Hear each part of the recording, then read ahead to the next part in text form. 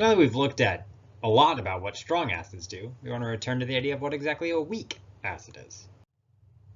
So strong acids are characterized by a complete reaction with water. So when strong acids react with water, they fully react. We can use stoichiometry. The concentration of hydroniums in a solution is equal to the initial concentration of the acid or whatever we designed it to be. So in this case, we were looking at, say, a 0.1 molar nitric acid. So it's 0.1 molar of hydroniums actually floating around in that solution. That's how it would inform, say, the pH. And so we know that in the actual solution, it's just a bunch of nitrates, the conjugate of the nitric acid, and then hydronium ions floating around.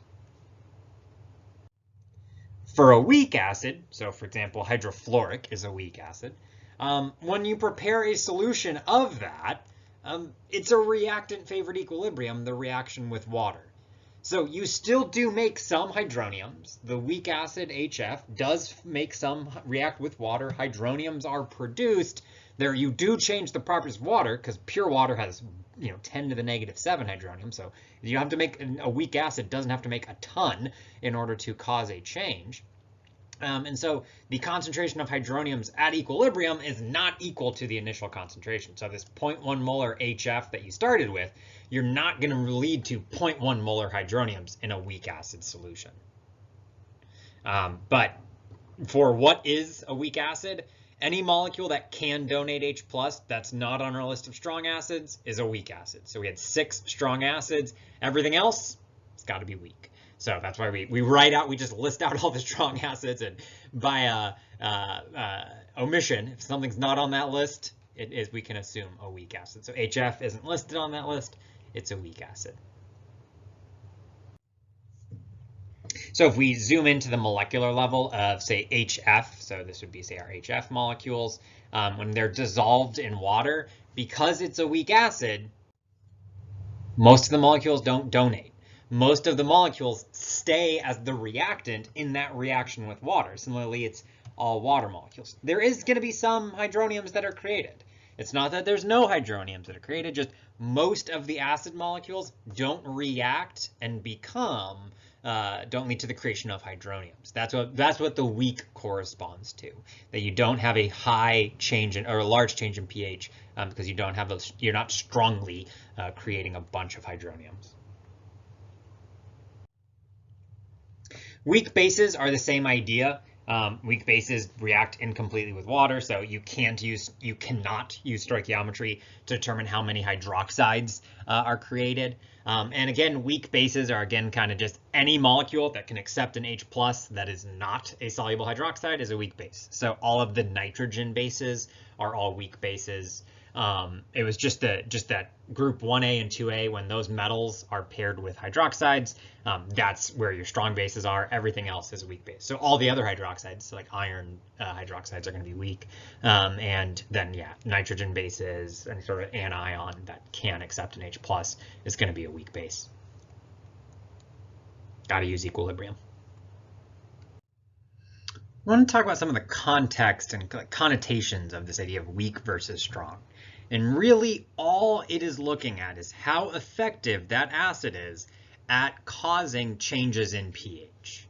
So for example, if you have, say, 0.1 molar HNO3 and 0.1 molar HF, you would expect that the pH of the nitric acid solution will be lower because it is at a lower pH. Because it's a stronger acid, it's going to push the pH lower because that's what makes the strong acid is. As long as that pH concentration stay the same, you go to a lower concentration, the pH will always be lower for the strong acid solution.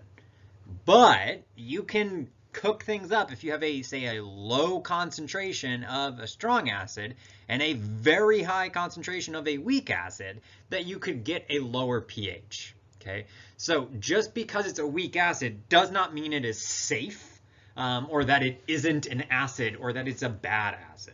HNO3 at a low concentration is much safer than HF at a high concentration.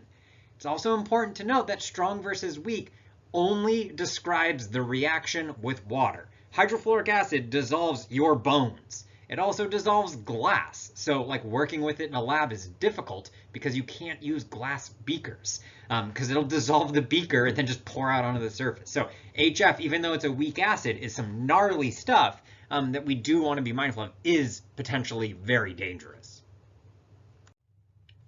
Similarly, we use bases are really common cleaning supplies. So for example, like oven cleaner, like Easy Off or drain cleaner, there's just like a lot of sodium hydroxide in there, potassium hydroxide. And one of the ways that they work to, I think when we previously talked about this, that they introduce oxygens. What they really do is they remove a bunch of H pluses. Say you have grease, all of a sudden these strong bases come in and start ripping off H pluses.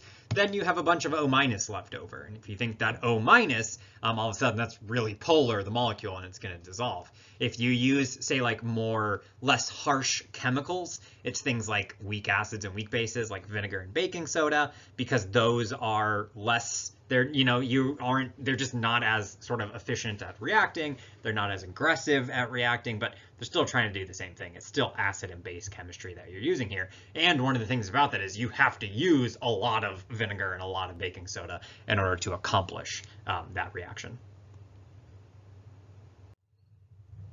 We can also kind of look back on, this case, we talked about the fact that when you're, say, these like drinks or whatever that have these pHs, you're using a lot of electrolytes to shift the taste. And you'll note you're using a weak base. So you can put a lot of this base in there. Carbonate is a weak base. You can put a lot of that in there and it only pushes the pH a small amount. The pH in this case is like 9.5. You wouldn't want to drink something that has like strong base in it, because if it was like a pH 12, because it would really move the pH a lot. And so what this means, you can put a lot of weak base into this solution, carbonate here in this case, and it's going to change the taste a lot, and it will move the pH a little bit and affect some of the properties like that, but it doesn't really make it a dangerous thing, and it doesn't make it like a super basic solution or anything like that.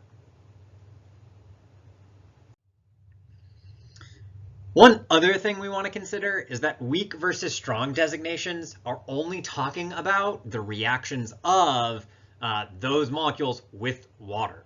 So when you start to go back to the idea of acids and bases reacting with each other, so acetic acid, here this is the active ingredient in vinegar, that's a weak acid. Ammonia is the active ingredient in Windex, that's a weak base.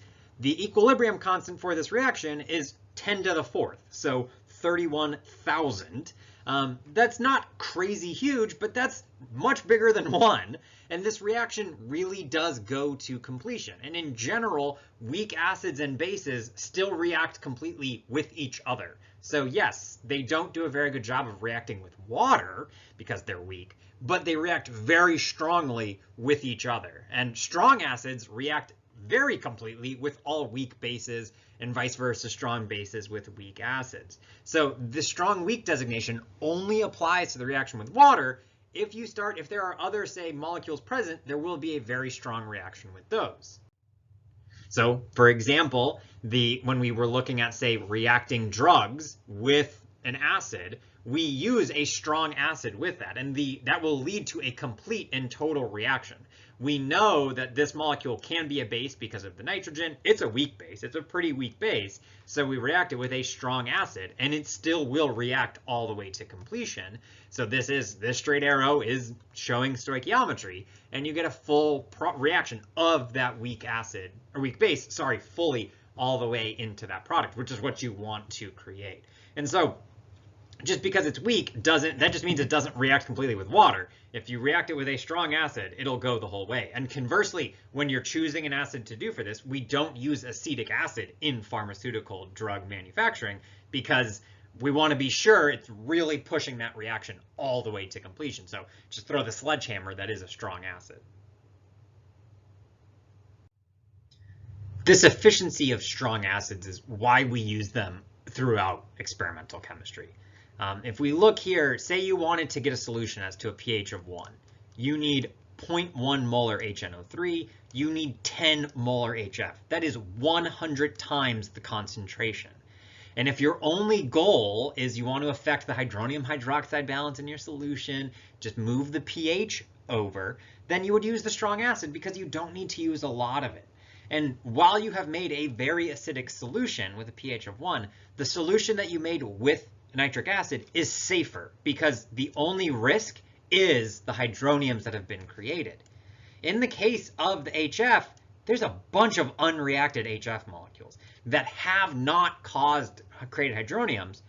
But if those molecules were to say, if you were to spill it on your skin, drink it, God forbid, or something like that, all of a sudden you now have a 10 molar concentration of this weak acid, which is going to be pretty good at reacting with any potential weak bases in your body, which you have plenty of. And so that's why we don't use those. It's just an extra, you're using a ton of molecules to cause the same shift that you can accomplish with with a small amount of strong acid or strong base. So we don't use weak acids to do this sort of like, I just want to move the pH, or I want to drive a chemical reaction, something like the pharmaceutical example. You just use strong acids because it's just more efficient. Now, we're going to spend a lot of time talking about weak acids, and there's a lot of rich things that they can do and a lot of unique things that only weak acids and weak bases can do. But what we don't use them for in the lab is just, I want to lower the pH, because they actually end up being more unsafe because of how much you have to use. There we go, first video down. No participation questions yet. That's going to be due Friday. Weekly homework due Saturday, covering all of this start of chapter 14 acid-base stuff. And the post-lab due Sunday, determining KC. No acid bases there, just pure equilibrium calculations.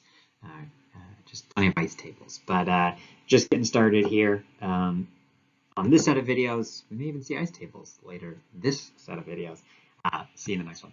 Bye-bye.